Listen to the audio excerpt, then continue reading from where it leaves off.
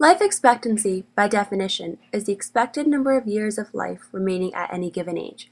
Life expectancy can be used to get an idea as to how long the average person will live. Life expectancy takes a lot of factors and variables into consideration when figuring out the average age. A few other factors, which we will be discussing in this video, help determine and influence life expectancy.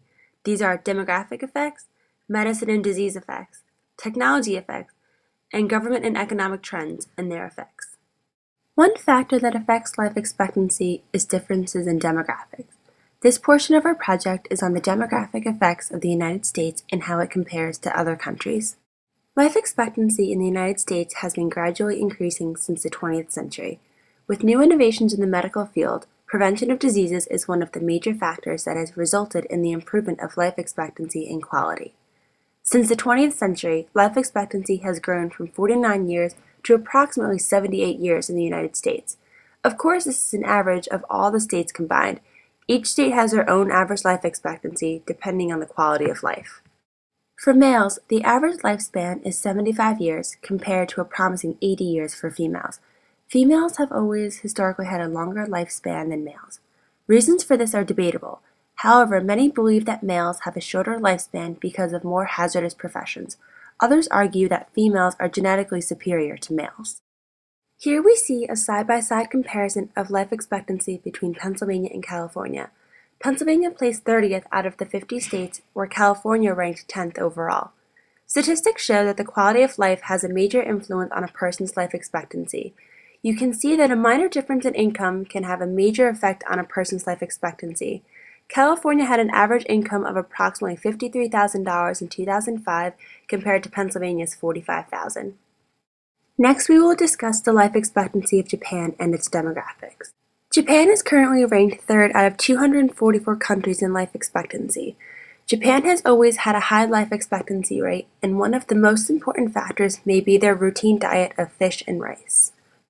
The difference in life expectancy between the United States and Japan is about 4 years. Females in Japan are currently rated as having the highest life expectancy among any country. Here you can see that there is a wider gap between females in Japan and the United States than males. This chart shows the comparison of several random countries in regards to life expectancy. All data here is up to date as of 2009. You can see that third world countries have significantly lower life expectancies compared to the United States and the rest of the world. Another driver that affects life expectancy in the United States is medicine and disease. Although, very evidently, there has been a big increase in medicine and technology, the life expectancy in the United States has only increased about 1.4 years in the past decade, which is very low compared to previous decades since the Industrial Revolution. It is shocking to know that although the United States has the highest level of healthcare spending per capita in the world, in comparison to all the other developed countries, it also has the lowest life expectancy. This graph shows the life expectancy in years at birth, and then again at the age of 65 after the people have lived their lives with their own free will. As you can see, the life expectancy made a drastic drop. One of the main factors of this sad fact is that of diseases, and more specifically, preventable diseases. Preventable diseases are illnesses that can be avoided by taking precautions such as healthcare measures, an example being getting vaccinations, and practicing healthful behaviors, examples being exercising regularly and eating from all the food groups in appropriate portions. According to a study done by the Harvard School of Public Health in 2010, there are 4 main preventable diseases that reduce life expectancy. These include smoking, high blood pressure, elevated blood glucose levels, and obesity. The study claims that hundreds of thousands of people in the United States are dying from chronic diseases relating to those 4 factors every year. Taking demographics into consideration, they found that the 4 factors accounted for 20% of the differences in life expectancy. Diseases related to these factors include cardiovascular diseases, diabetes, cancers, etc. Smoking, high blood pressure, elevated blood glucose levels, and obesity accounted for about 3/4 of cardiovascular deaths and about half of cancer deaths. The study was able to calculate the appropriate number of years that life expectancy in the United States can increase if each risk was decreased. As you can see, the years of life expectancy can be raised by 5 to almost 6 years if these 4 risks were decreased.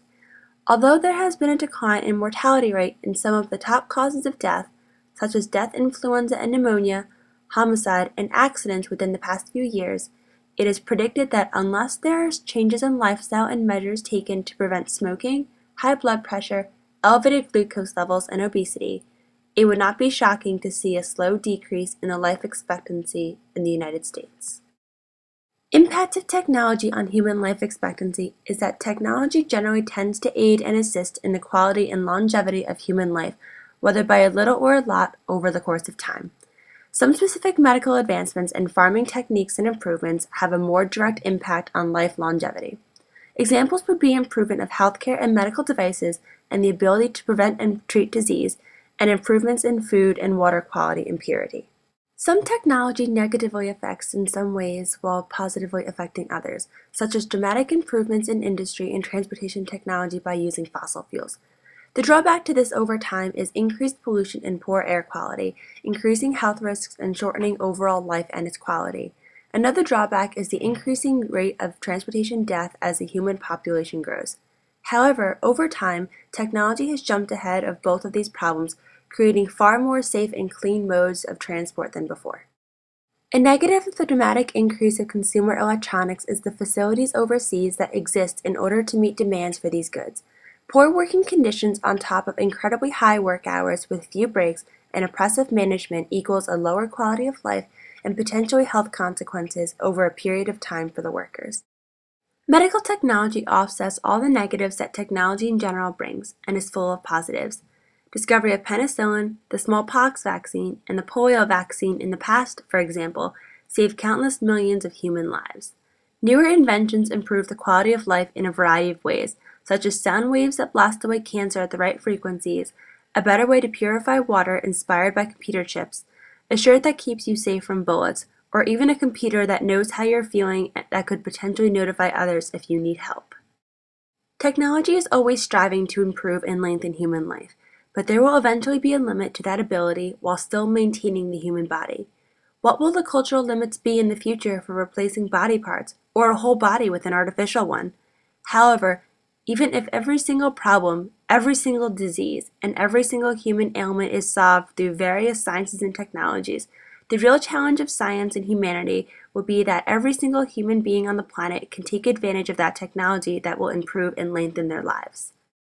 While there are many factors driving the life expectancy curve, the economic health of the United States should not be overlooked in its contribution. Even though there are outliers to this idea, looking at the country as a whole, economic health affecting most events that occur is a common situation we encounter. Differences in lifestyles, depending on the United States' economic situation, can really affect a person's health, both mentally and physically. This difference in health and life expectancy is supported by historic events such as the Great Depression. During the Great Depression, the unemployment level rose up to 23% in the United States and 33% worldwide. Life expectancy, however, surprisingly rose by 6.2 years from 1929 to 1933, which was also known as the heart of the Depression.